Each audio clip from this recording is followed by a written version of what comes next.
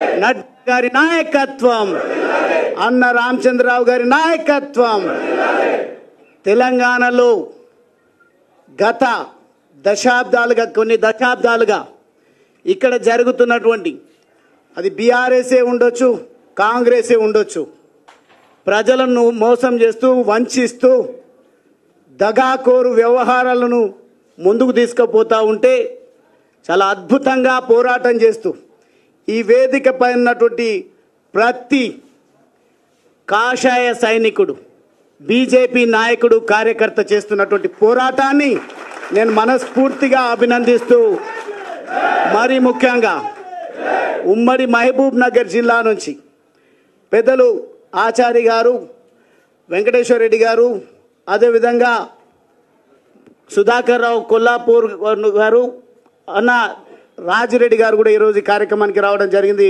వారికి కూడా నేను ప్రత్యేకమైన ధన్యవాదాలు తెలియజేస్తూ, శాసనసభ్యులు డాక్టర్ హరీష్ గారు, అదేవిధంగా దిలీపాచారి గారు, మరి ముఖ్యంగా మా అధ్యక్షులు నరేందర్ రావు గారు, లోక్నాథ్ రెడ్డి గారు, సుధాకర్ రెడ్డి గారు, సీనియర్ నాయకులు మంగ్యా నాయక్ గారు, బాలాజీ గారు కనిపిస్తలేరు, జక్కా రఘునందన్ రెడ్డి గారు, అదేవిధంగా అన్న ఎన్వి సుభాష్ గారు, జక్కా రఘునందన్ రెడ్డి గారు, శ్రీధర్ గారు. నాకు కొంత అనుమానాలు రేకెత్తించిన మొదటగా నేను పార్టీలోకి రాకముందు నేను కొంత పరిశోధన చేస్తూ ఉంటే బీజేపీ ఒక రకమైనటువంటి సామాజిక వర్గాన్ని ఎంకరేజ్ చేస్తుందని, కానీ నేను చూసిన తర్వాత గౌరవ పెద్దలు శ్రీధర్ గారు, మాజీ శాసనసభ్యులు, వారే కాదు కరుడు గట్టిన దేశభక్తి కలిగినటువంటి ఎంతోమంది ఎస్సీ, ఎస్టీ, బీసీ, మరి ముఖ్యంగా మైనారిటీ సోదర సోదరిమణులు కూడా ఈరోజు బీజేపీ వైపు చూస్తుండడానికి ఏకైక కారణం నరేంద్ర మోడీ గారి నాయకత్వం. భారతదేశ రక్షణ కోసం, భారతదేశ అభ్యున్నతి కోసం, భారతదేశంలో అంత్యోదయ అందాలని, భారతదేశంలో ప్రతి పేదవాడికి సంక్షేమము, ప్రభుత్వ ఫలాలు, గౌరవము దక్కాలని వారు చేస్తున్నటువంటి ప్రయత్నానికి కాను ఎంతోమంది ఈరోజు మోడీ గారు మనకు ప్రధానిగా ఉన్నారు కాబట్టి వారి విషయమే మాట్లాడుతూ ఉన్నాం.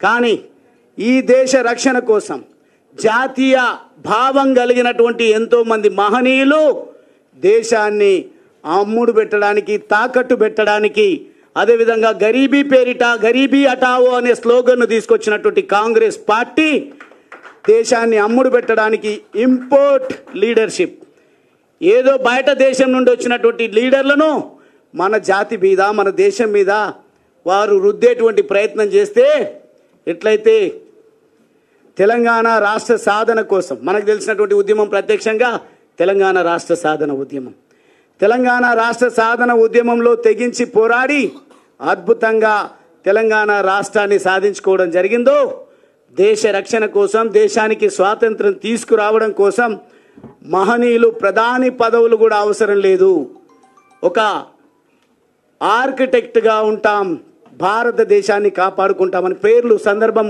ఈరోజు వచ్చినప్పుడు మాట్లాడుతా సమయం అన్న తక్కువ ఇచ్చిండ్రు, ఎందుకంటే వారి షెడ్యూల్ కూడా బిజీగా ఉంది. కానీ ఒక్క మాట చెప్తా ఉన్నా, ఈరోజు గువ్వల బాలరాజ్ ఒక అవకాశవాది అని మాట్లాడుతూ ఉన్నారు. మొన్నటి సంఘటన మీతో పంచుకుంటా అన్న, దయచేసి కొంత 5-10 నిమిషాలు నాకు సమయం ఇవ్వండి. యువకులు ఉద్యమంలో చేరినప్పుడు యువకులు, యువతులు, మేధావులు, జర్నలిస్టులు, అదేవిధంగా తెలంగాణలో ప్రతి ఒక్కరూ తెలంగాణ రాష్ట్ర సాధన ఉద్యమంలో జేఏసీలుగా ఏర్పడి వివిధ పద్ధతుల్లో కుల సంఘాలు, ప్రజా సంఘాలు ప్రతి ఒక్కరు కూడా తెలంగాణ ఉద్యమం చేస్తూ ఉంటే నేను మీలాగా విద్యార్థి సంఘమో లేదంటే ప్రజా సంఘాల్లోనో కుల సంఘాల్లోనో పని చేసిన అనుభవం లేదు కాబట్టి ఎప్పుడు కూడా నేను విద్యార్థి నాయకుడిగా పని చేయలేదు. కాబట్టి నాకు ప్రధానంగా కనిపించింది టీఆర్ఎస్ పార్టీ. టీఆర్ఎస్ పార్టీలోకి ఎవరో చేరమని నన్ను ప్రోత్సహించలేదు. నాకున్నటువంటి లక్ష్యం చదువుకున్న యువకుడిగా ఒకవేళ ప్రజాసేవ చేయాల్సే వస్తే నేను ఒక ఆంటర్ప్రీనర్, ఒక వ్యాపారవేత్తగా ఉన్నా, చదువుతో పాటు వ్యాపారాన్ని నిర్మించుకొని ఏదో నా జీవనాన్ని నేను కొనసాగిస్తూ ఉన్నా. కానీ నేను నా అనుభవంలోకి వచ్చింది ఏంది అని అంటే, ఎంత పారిశ్రామికవేత్తగా ఎదిగినా నా అణగారిన వర్గాలకు, నా అంటే డైరెక్ట్గా నా పైన ముద్ర వేసేది దళితుల గురించి మాట్లాడుతున్నాడు గువ్వల బాలరాజ్ అని. బీఆర్ఎస్ పార్టీ ఎప్పుడైనా అవకాశం ఇవ్వాలి మాట్లాడడానికి అంటే దళితుల అంశాల విన్నే మాట్లాడాలి. లేదంటే ఎవరైనా వాళ్ళు చేసిన తప్పిదాలను ఖండించేటువంటి మాట మాట్లాడితే దళితునితోనూ మాట్లాడితే సెన్సిటివ్ అవుతుంది, బాగా మాట్లాడగలుగుతాడు అని ఆ అంశాల కోసమే వాడుకున్నారు. కానీ నా అంటే నేను ఇచ్చేటువంటి డెఫినేషన్ నిర్వచనం, పేదలు ఎవరున్నా పేదరికం నుంచి వచ్చినటువంటి వాడిగా ఒక వలస కూలి బిడ్డగా నేను పేదల సంక్షేమం కోసం, పేదల అభివృద్ధి జరగాలంటే ఒక ఆంటర్‌ప్రెన్యూర్‌గా, ఒక వ్యాపారవేత్తగా పెద్దగా నేను వరగబెట్టేది ఏముండదు. కానీ political power is master key అని నమ్మి నేను ఆలోచిస్తున్నట్టు తరుణంలో టీఆర్ఎస్ పార్టీ ఉన్నది, అదేవిధంగా తెలుగుదేశం పార్టీ ఉన్నది, కాంగ్రెస్ పార్టీ ఉన్నది. కాంగ్రెస్ పార్టీ అధికారంలో ఉన్నది, తెలుగుదేశం పార్టీ పటిష్టంగా ఉన్నది, రకరకాల మాటలు చెప్తూ. కానీ నాకు కనిపించింది టీఆర్ఎస్ పార్టీ సిద్ధాంతకర్త మహనీయులు ప్రొఫెసర్ జయశంకర్ గారి ఆశయ సాధన, ఈ అంశాలన్నింటినీ కూడా పరిగణలోకి తీసుకున్నప్పుడు వారే టీఆర్ఎస్కి సిద్ధాంతకర్త కాబట్టి, ఆయన ఒక త్యాగధనుడు కాబట్టి ఆ పార్టీలో మనం చేరిపోదామని సొంతంగా నిర్ణయం తీసుకున్న తప్ప కొంతమంది మాట్లాడుతున్నారు గువ్వల బాలరాజ్కు అవకాశం ఇచ్చినామని.